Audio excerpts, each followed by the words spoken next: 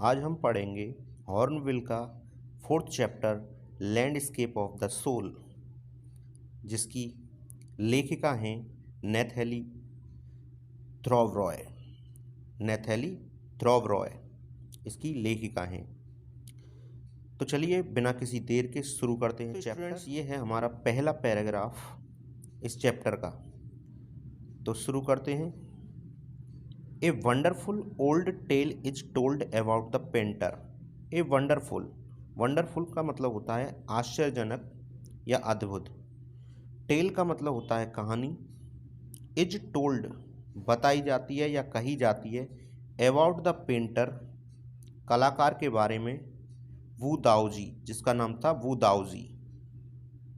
Who lived in 8th century जो 8वीं शताब्दी में रहता था। ये आश्चर्यजनक पुरानी कहानी एक कलाकार के बारे में बताई जाती है जिसका नाम था वू दाओजी और जो 8वीं शताब्दी में रहता था। His last painting was a landscape. उसकी जो अंतिम चित्रकला थी, उसका जो अंतिम चित्र था, पेंटिंग थी, वो थी एक लैंडस्केप की, एक प्राकृतिक दृश्य की।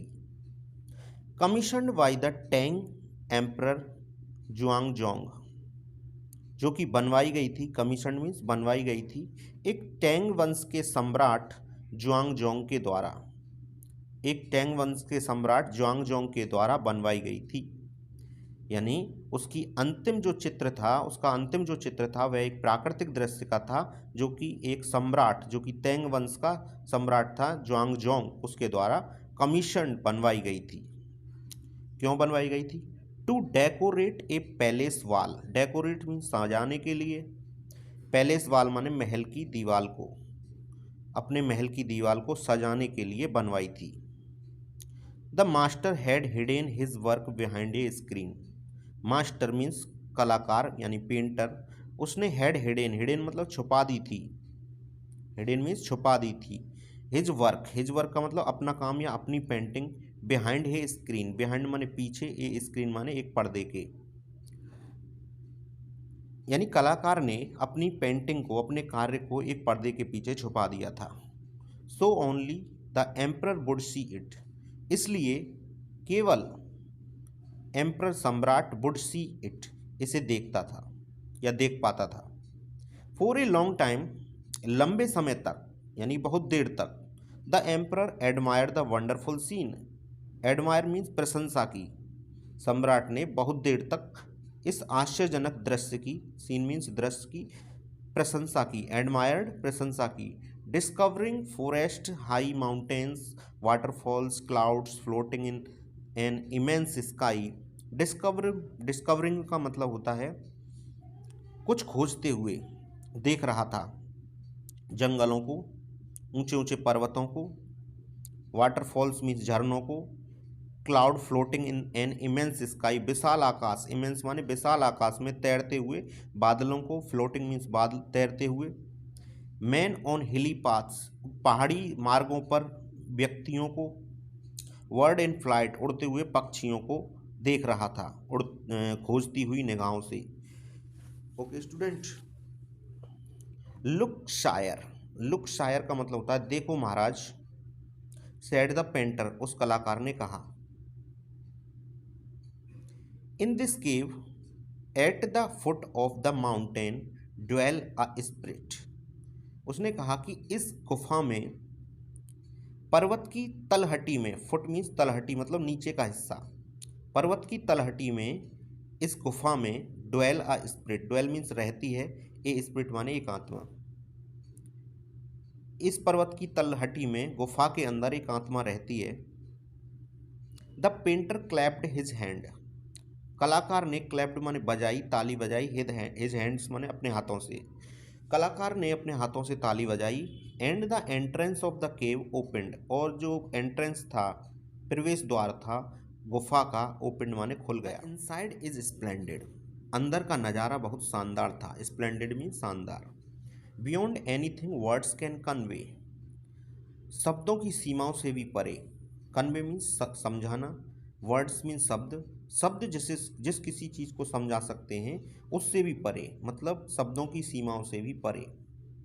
Please let me show your majesty the way. Please कृपया, लेट मी शो मुझे दिखाने दो या मैं दिखाऊंगा, योर मैजेस्टी मतलब महाराज, द वे माने मार्ग, महाराज मैं मार्ग दिखाऊंगा। The painter entered the cave, कलाकार ने गुफा में प्रवेश किया। एंटर्ड मीन्स प्रवेश किया। But the entrance closed behind him, लेकिन उसके पीछे से प्रवेश द्वार, एंट्रेंस मीन्स प्रवेश द्वार, क्लोज्ड माने बंद हो गया, क्लोज्ड मीन्स बंद हो गया उसके पीछे से, बिहाइंड हिम उसके पीछे से। And before the astonished emperor could move और अटर अ वर्ड, बिफोर मतलब इससे पहले की, द एस्टोनिश्ड एम्परर हैरान सम्राट यानी आश्चर्यचकित सम्राट, कुड मूव हिल पाता और अटर अ वर्ड, अटर मतलब बोल पाता एक शब्द, इससे पहले कि आश्चर्यचकित सम्राट कुछ हिल पाता या कुछ शब्द बोल पाता या एक शब्द बोल पाता, the painting had vanished from the wall, जो कला थी, चित्रकला थी, पेंटिंग थी, वो दीवाल से वेनिस्ड मीन्स गायब हो गई। Not a trace of Wu Daozi's brush was left, अब वू दाउजीज के ब्रश का, पेंटिंग ब्रश का एक भी कतरा, ट्रेस माने कतरा, वाज लेफ्ट नहीं बचा था। The end the artist was never seen again in this world, और वह जो कलाकार था इस संसार में, इन दिस वर्ल्ड मीन्स इस संसार में, अगेन माने दोबारा, नेवर सीन माने कभी नहीं देखा गया, कलाकार इस संसार में दोबारा कभी नहीं देखा गया। ऐसी कहानियाँ, सच स्टोरीज, ऐसी कहानियाँ प्लेड एन इम्पोर्टेंट पार्ट, एक महत्वपूर्ण भाग निभाती हैं, एक महत्वपूर्ण हिस्सा निभाती हैं in China's classical education, China की शास्त्रीय, क्लासिकल माने शास्त्रीय शिक्षा में, शास्त्रीय शिक्षा मतलब परंपरागत शिक्षा में एक महत्वपूर्ण हिस्सा निभाती हैं। The books of Confucius and Zhuangzi, Zhuangzi और कन्फ्यूशियस की किताबें आर फुल ऑफ देम, इन पेंटिंगों से भरी हुई हैं, इन पेंटिंग की कहानियों से भरी हुई हैं, फुल ऑफ देम मीन्स भरी हुई हैं। They help the master to guide the disciple in the right direction, they यानी कि ये कहानियाँ या ये paintings help the master, master means गुरुओं की मदद करती हैं, टू गाइड हिज डिसाइपल अपने शिष्य का मार्गदर्शन करने में, डिसाइपल मीन्स शिष्य, गाइड मीन्स मार्गदर्शन करना, अपने शिष्य के मार्गदर्शन करने में ये पेंटिंगें, ये पेंटिंग की कहानियाँ मदद करती हैं। इन द राइट डायरेक्शन, सही दिशा में, राइट डायरेक्शन मीन्स सही दिशा में अपने शिष्य का मार्गदर्शन करने के लिए गुरुओं की मदद करती हैं ये कहानियाँ। बियॉन्ड द एनेक्डोट, एनेक्डोट का मतलब होता है कहानियों से परे, जो चित्र के बारे में जो कहानी सुनाई देती है उससे परे। They are deeply revealing the spirit, वे डीपली माने गहराई से, रिवीलिंग माने प्रकट करती हैं, ऑफ द स्पिरिट माने उस भावना को, उस भाव को गहराई से प्रकट करती हैं, in which the art was considered, जिसमें कला का चिंतन किया गया है, मतलब जिस भाव को लेकर के ये चित्र बनाया गया है उस भाव को गहराई से प्रकट करती हैं, कहानियों से भी परे, मतलब ये इन पेंटिंगों की कहानी, ये केवल कहानियाँ ही नहीं बताती बल्कि ये पेंटिंगें उस भाव को भी बताती हैं जिस भाव को लेकर के इस पेंटिंग का निर्माण किया गया है। कॉन्ट्रास्ट दिस स्टोरी और another famous one about A painter, इस कहानी के विपरीत या इस कहानी की तुलना, या फिर another famous one about A painter, एक प्रसिद्ध पेंटर के बारे में दूसरी कहानी की तुलना। दूसरा पेंटर कौन? Who would not draw the eyes of A dragon, जो कि हु माने जो, वुड नॉट ड्रॉ नहीं ड्रॉ करता था, नहीं बनाता था, the I of the dragon, dragon की आंखें, जो ड्रैगन की आंखें नहीं बनाता था। ही हैड पेंटेड, जो भी चित्र वह बनाता था उसमें, ड्रैगन का चित्र जो भी बनाता था वह पेंटर, उस पेंटर में ड्रैगन की आंखें नहीं बनाता था। फॉर फियर इट, उसे इस बहस के लिए, it would fly out of the painting, यह उड़ जाएगा, ऑफ द पेंटिंग माने पेंटिंग से, चित्र से यह उड़ जाएगा, इस भय के कारण वह अपनी ड्रैगन की जो भी पेंटिंग बनाता था उसमें उसकी आंखें नहीं बनाता था। उस पेंटर के बारे में एक दूसरी फेमस कहानी, या यह कहानी जो कि अभी अभी सुनी है हमने, अभी अभी पढ़ी है, उस कहानी की तुलना विद एन ओल्ड स्टोरी, एक पुरानी कहानी से की जाती है, फ्रॉम माई नेटिव फ्लैंडर्स, मेरे स्थानीय हॉलैंड वासियों की, that I found most representative of western painting, जिसे मैं पश्चिमी पेंटिंग का सबसे ज़्यादा प्रतिनिधित्व करने वाली मानता हूँ या पाता हूँ। ओके स्टूडेंट्स, देखो दोबारा सुनते हैं इसे। यह कहानी, मतलब यह कहानी गुफा की कहानी थी। कॉन्ट्रास्ट दिस स्टोरी, यह कहानी, इस कहानी की तुलना, कौन सी कहानी, जो कि गुफा वाली कहानी थी, और दूसरी फेमस कहानी जो कि एक पेंटर के बारे में है। कौन सा पेंटर? जो कि अपनी पेंटिंग में ड्रैगन की आंखें नहीं बनाता था, इस वजह के कारण कि कहीं ड्रैगन उड़ ना जाए।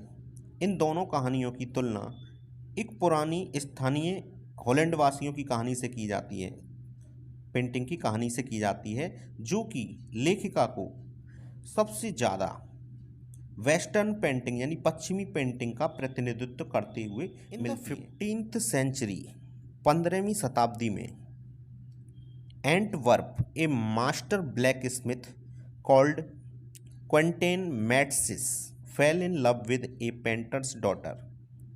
Antwerp, Antwerp, a master blacksmith, एक कुशल लोहार। एंटवर्प में, एंटवर्प नाम के शहर में एक कुशल लोहार कॉल्ड क्विंटीन मैट्सिस, जिसका नाम क्विंटीन मैट्सिस था, fail in love with painters daughter. Fail in love with का मतलब होता है उसे प्यार हो गया, उसे प्यार हो जाता है पेंटर्स डॉटर, एक कलाकार की पुत्री से। The father would not accept a son in law in such a profession. अब जो पिता था लड़की का, पेंटर, वह ऐसे प्रोफेशन में, ऐसे पेशे में रहने वाले किसी भी दामाद को स्वीकार नहीं कर पाता था। सन इन लॉ मीन्स दामाद। सो क्विंटीन स्नीक्ड इनटू पेंटर्स स्टूडियो, इसलिए क्विंटीन स्नीक्ड माने चुपके से घुस गया, इनटू द पेंटर्स स्टूडियो, उस कलाकार की स्टूडियो में चुपके से घुस गया, and painted A fly on his latest panel, और उसके सबसे नए वाली पेपर शीट पर एक मधुमक्खी, एक मक्खी का, फ्लाई मीन्स मक्खी का चित्र बना दिया। विद सच डेलिकेट रियलिज्म, इतनी असलीपन के साथ, मतलब मक्खी इतनी असली रूप में बनाई गई, दैट कि the master try to sweat it away from before he realized what had happened, कि उस मास्टर ने, उस पेंटर ने try to sweat it out away, इसे हाथ से भगाने की या मारने की कोशिश की, बिफोर, इससे पहले कि ही रियलाइज्ड व्हाट हैड हैपेंड, कि उसे पता चलता कि क्या हुआ है, इस बात का पता चलता कि क्या हुआ है, इससे पहले उसने उस मक्खी को हाथ से हटाने की कोशिश की, क्योंकि उसने उस मक्खी को रियल जाना। Quentin was immediately admitted as an apprentice into his studio. अब क्विंटीन को तुरंत ही एडमिटेड माने भर्ती कर लिया या उस स्टूडियो में रख लिया, एक नौसिखिए के रूप में अपनी स्टूडियो में।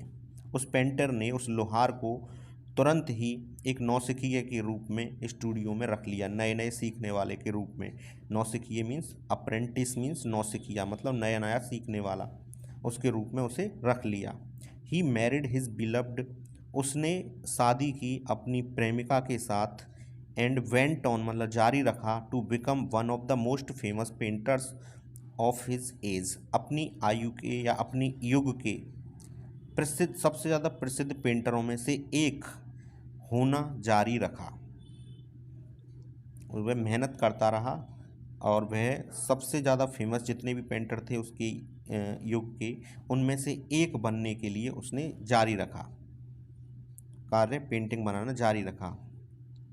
These two stories illustrate what each form of art is trying to achieve. ये दो कहानियाँ, दीज टू स्टोरीज, ये दो कहानियाँ इलस्ट्रेट माने उदाहरण देती हैं वाट ईच फॉर्म ऑफ आर्ट, कला का प्रत्येक रूप, ईच फॉर्म में प्रत्येक रूप ऑफ द आर्ट, कला का इज ट्राइंग टू अचीव, क्या प्राप्त करने की कोशिश कर रहा है।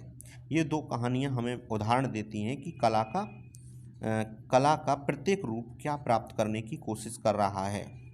A perfect illusionistic likeness in Europe. अब यूरोप की जो पेंटिंग है उसमें पूर्ण, इल्यूजनिस्टिक का मतलब होता है भ्रमात्मक, लाइकनेस मतलब समानता। पूर्ण यूरोप की जितनी भी पेंटिंग है उसमें भ्रमात्मक समानता होती है, मतलब भ्रम पैदा करने वाली लगेंगी, वो असली की तरह दिखाई देती हैं लेकिन वो भ्रम पैदा करती हैं। The essence of inner life and spirit in Asia, और एशिया की जितनी भी पेंटिंग है जैसे चाइना में, वो आंतरिक जीवन और आंतरिक भावनाओं का सार होती हैं, एसेंस में सार।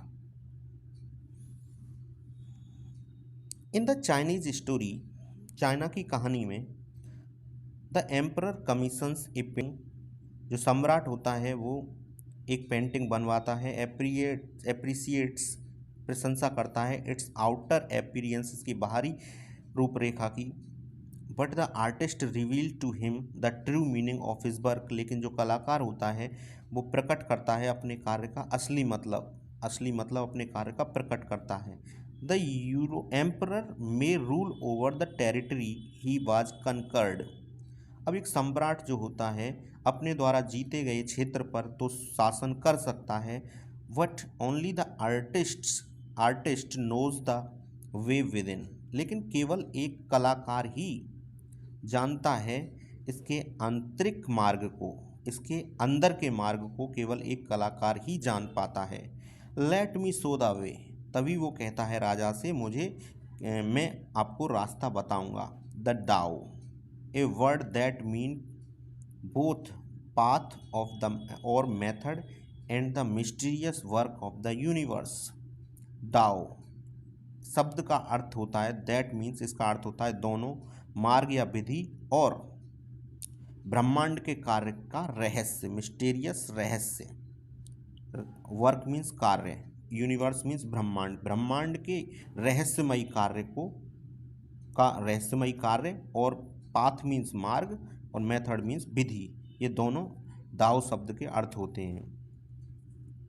दाओ शब्द के दो अर्थ होते हैं, एक तो होता है मार्ग या मेथड, एक होता है ब्रह्मांड के कार्य, रहस्यमयी कार्य। The painting is gone, painting तो चली गई, but the artist has reached his goal, लेकिन कलाकार अपने लक्ष्य तक पहुंच गया। हिज गोल, अपने लक्ष्य तक, बियॉन्ड एनी मटेरियल अपीयरेंस, किसी भी भौतिक रूपरेखा से भी परे, किसी भी भौतिक बनावट से भी परे अपने लक्ष्य तक आर्टिस्ट, कलाकार पहुंच गया।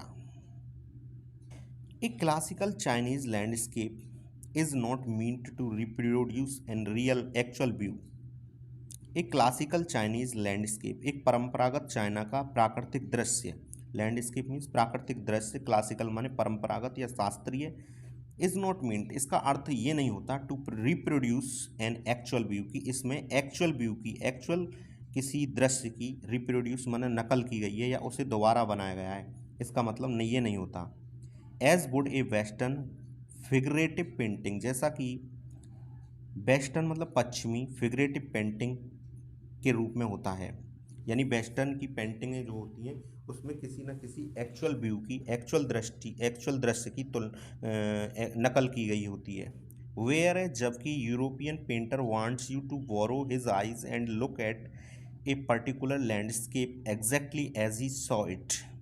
जबकि, वेयर एज मीन्स जबकि, एक यूरोप का पेंटर वांट्स यू, तुमसे चाहता है कि तुम उसकी आंखें वॉरो कर लो, उधार ले लो, and look at the particular landscape, और उस खास प्राकृतिक दृश्य को एग्जैक्टली उसी तरीके से देखो, एग्जैक्टली एज ही सॉ, ठीक जिस तरह से वह देखता है, फ्रॉम ए स्पेसिफिक एंगल, एक खास दृष्टिकोण से।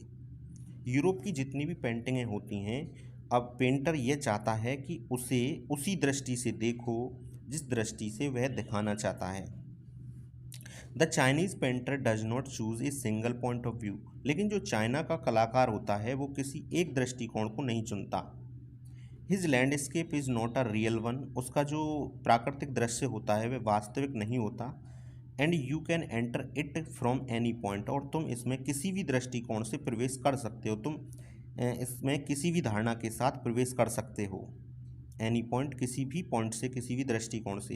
देन ट्रेवल इन इट, और उसमें यात्रा कर सकते हो, इधर से उधर जा सकते हो, इधर से उधर दृष्टि घुमा सकते हो। And artist create a path for your eyes to travel up and down, और जो कलाकार होता है वो तुम्हारी आँखों के लिए, आँखों की यात्रा करने के लिए एक पाथ बना देता है ऊपर से नीचे की ओर। देन बैक अगेन, और वापस आने के लिए मार्ग बना देता है इन अ लेजरली मूवमेंट, यानी फुर्सत के या आराम के समय में, यानी आराम के समय में तुम ऊपर से नीचे अपनी दृष्टि से इसमें घूम सकते हो और वापस आ सकते हो, ऐसा मार्ग आर्टिस्ट इसमें बना देता है।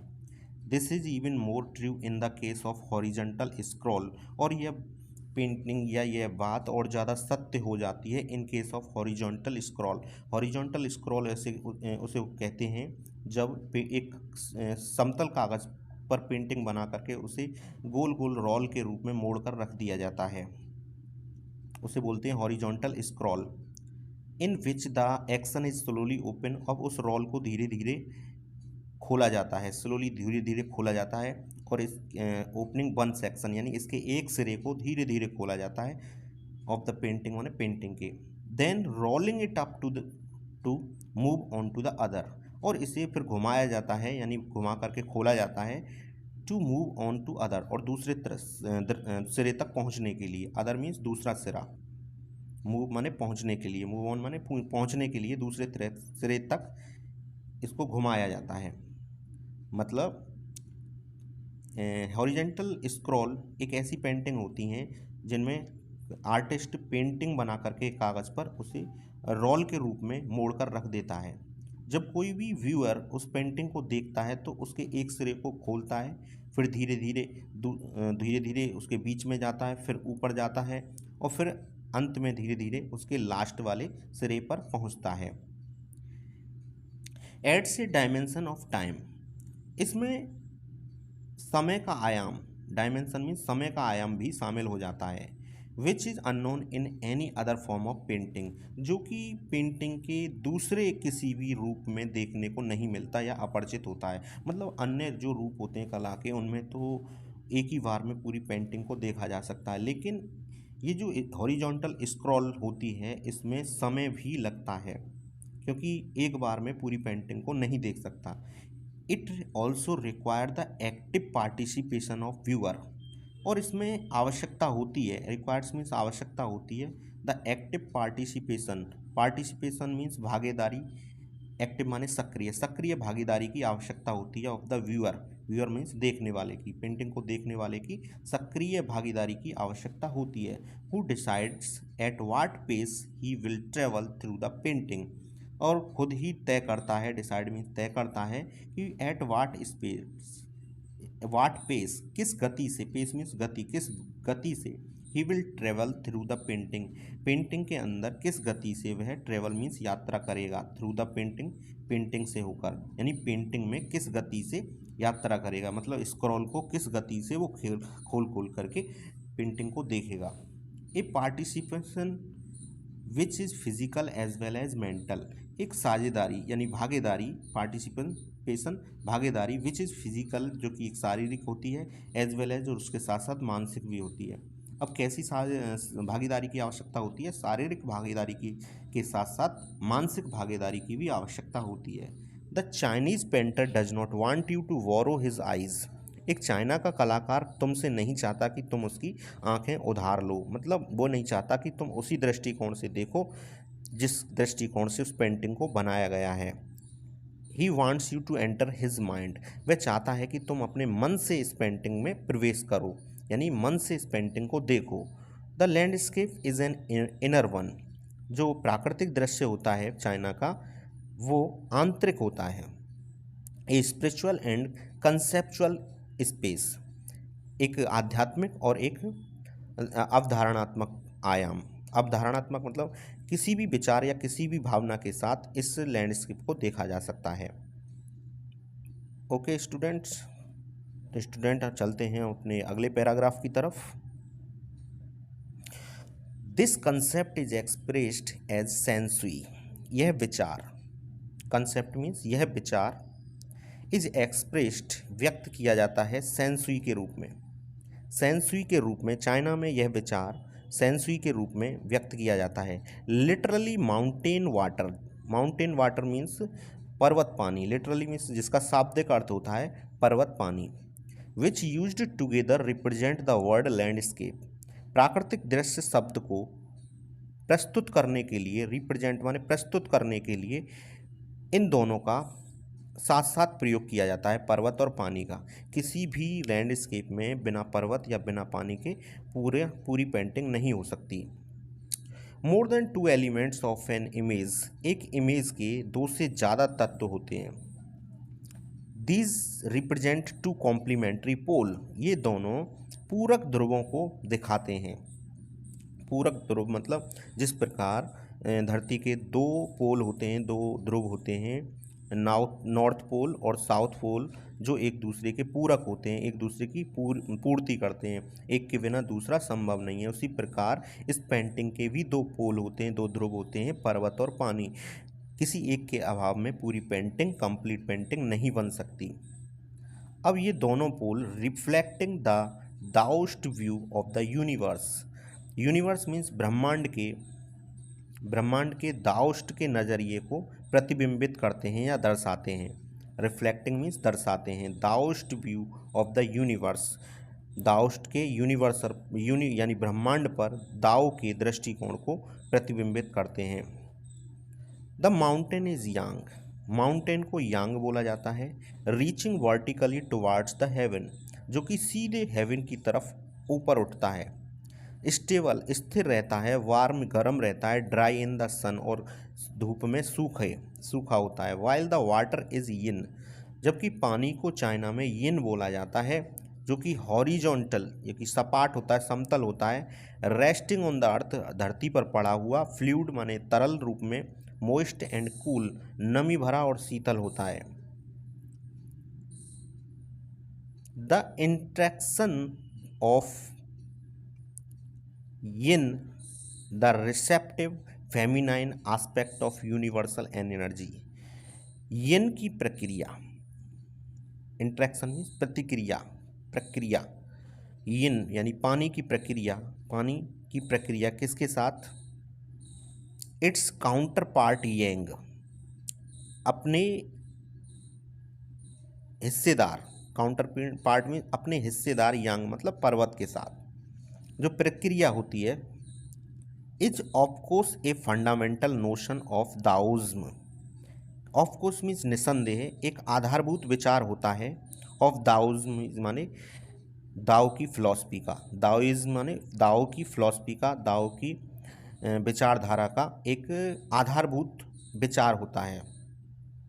यानी कह सकते हैं कि जहाँ पर इंट्रैक्शन होता है यिन और यांग का, वहाँ पर निसंदेह दाओज्म के आधारभूत विचार होता है। अब यिन का मतलब होता है, ये जो यिन यानी वाटर, द रिसेप्टिव यानी ग्रहणशील होता है। Feminine aspect of universal energy, feminine aspect का मतलब होता है स्त्रीलिंग पहलू, यानी ब्रह्मांड की जो भी शक्ति है उसका स्त्रीलिंग पहलू होता है यिन। एंड इट्स काउंटर पार्ट यांग, और यांग के बारे में बताया ये सक्रिय और मैस्कुलाइन पुरलिंग होता है। Okay, what is often overlooked is an essential third element. What is often overlooked, जो अक्सर नज़रअंदाज कर दिया जाता है। ओवरलुक्ड मीन्स नज़रअंदाज कर दिया जाता है। Is an essential third element, जो कि आवश्यक तीसरा तत्व होता है। एसेंशियल मीन्स आवश्यक, थर्ड एलिमेंट तीसरा तत्व होता है, और वो होता है the middle void where their interaction take place, जहाँ पर इन दोनों की प्रक्रिया होती है, जहाँ पर ये दोनों इंट्रैक्शन मिलते हैं, उसके बीच का खाली स्थान होता है यह तीसरा तत्व। This can be compared with the yogic practice of pranayama, इसकी तुलना यौगिक क्रिया प्राणायाम से की जा सकती है। यौगिक अभ्यास योग अभ्यास प्राणायाम के साथ इसकी तुलना की जा सकती है। ब्रेथ इन यानी सांस अंदर लेना, रिटेन उसे धारण करना, रोक कर रखना, ब्रेथ आउट माने सांस बाहर छोड़ना, the suspension of the breath is the void, और जो सांस का रोकना, सस्पेंशन मीन्स रोकना ही, वॉइड मीन्स खाली स्थान होता है, रिक्त स्थान होता है, वेयर मेडिसन आकर जहाँ पर ध्यान घटित होता है, जहाँ पर ध्यान होता है। The middle void is essential, बीच की रिक्तता बहुत ही आवश्यक है। Nothing can happen without it, इसके बिना कुछ भी नहीं हो सकता। Hence the importance of white unpainted space in Chinese landscape, इस प्रकार सफ़ेद और अनपेंटेड माने अचित्रित स्थान, स्पेस मीन्स स्थान, चाइना की प्राकृतिक दृश्यों में, चाइना के प्राकृतिक दृश्यों में सफ़ेद और अचित्रित स्थान भी की महत्वपूर्ण भूमिका होती है, इम्पोर्टेंस होता है। This is also where man find a fundamental role, this is also where man find a fundamental role, आधारभूत भूमिका, फंडामेंटल रोल मीन्स आधारभूत भूमिका। यह वह स्थान होता है जहां आदमी अपनी आधारभूत भूमिका पाता है। In that space between heaven and earth, उस स्थान पर धरती और स्वर्ग के बीच में, हेवन एंड अर्थ धरती और स्वर्ग के बीच में, उस स्थान पर ही becomes the conduit of communication, conduit का मतलब होता है साधन, कम्युनिकेशन का मतलब होता है संचार, between both pole of the universe, ब्रह्मांड के दोनों ध्रुवों के बीच संचार का एक माध्यम और साधन बनता है। हिज प्रेजेंस इज एसेंशियल, उसकी उपस्थिति आवश्यक होती है। Even if it's only suggested, चाहे यह इंगित रूप में ही क्यों ना हो, एक डॉट के रूप में ही क्यों ना हो, एक प्रतीक के रूप में ही क्यों ना हो, पर इसकी उस चित्र में उपस्थिति अनिवार्य है। फार फ्रॉम बीइंग लॉस्ट और oppressed by the Lofty peak, Lofty peak ऊंची ऊंची चोटियों के द्वारा तंग किया हुआ और उनमें खोया हुआ, खोए जाने से दूर, फार फ्रॉम बीइंग लॉस्ट खोए जाने से दूर, और ऑप्रेस्ड, ऑप्रेस्ड मीन सताए जाने से दूर, बाय लॉफ्टी पीक्स माने ऊंची ऊंची चोटियों के द्वारा। He is in François Cheng's wonderful expression, एक फ्रेंकोइज चैंग्स का एक आश्चर्यजनक व्यक्तिकरण है। The eyes of and landscape, he is the eyes of landscape, वह है आइज ऑफ द लैंडस्केप, इस प्राकृतिक दृश्य की आँखें, वह इस प्राकृतिक दृश्य की आँखें हैं, ये बताया है फ्रेंकोइज चैंग्स ने। ओके स्टूडेंट, ये था लैंडस्केप ऑफ द सोल का फर्स्ट पार्ट। यदि आपको अच्छा लगा हो, आपकी समझ में आया हो, तो लाइक करें, शेयर करें। अगर आपके कोई शब्द या कोई लाइन समझ में नहीं आ रही है तो कमेंट्स करें, और यदि आप चाहते हैं इसका सेकंड पार्ट तो कमेंट्स बॉक्स में ज़रूर लिखें। धन्यवाद।